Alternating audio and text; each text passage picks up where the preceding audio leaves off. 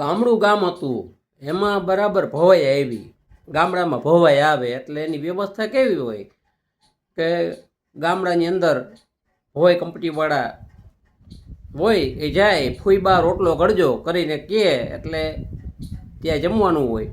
અને ગામની અંદર રાતે પછી એ ભવાઈનો વેશ ભજવે અને એકાદ સંડાસ બાથરૂમની વ્યવસ્થા હોય.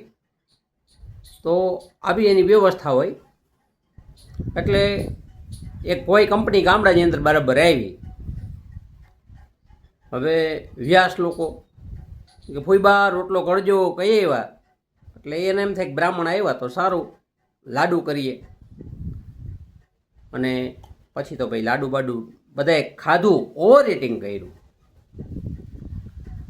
ઓવર ઇટિંગ કર્યું બપોરે જમણવાર ઓવર ઇટિંગ કર્યું. પછી એક પછી એક અને પેટની તકલીફ થઈ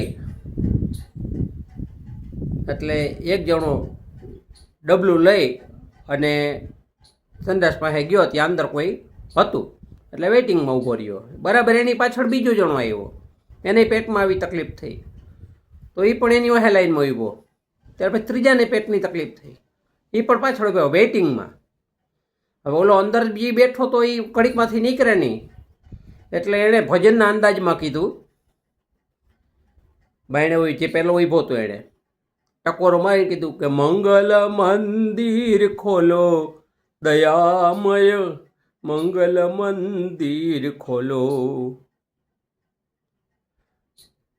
બીજાએ તરત બીજું ભજન ઉપાડ્યું કે નથી રેવાતું હવે, નથી રેવાતું, કોને કહું દિલડાની વાતું, નથી રેવાતું હવે, નથી રેવાતું. ત્રીજાએ તો અલગ જ ભજન કાઢ્યું કે પગ મને ધોવા દ્યો રઘુરાય, રજી મને શક પડ્યો મન માય, પગ મને ધોવા દ્યો રઘુરાયજી. ધન્યવાદ.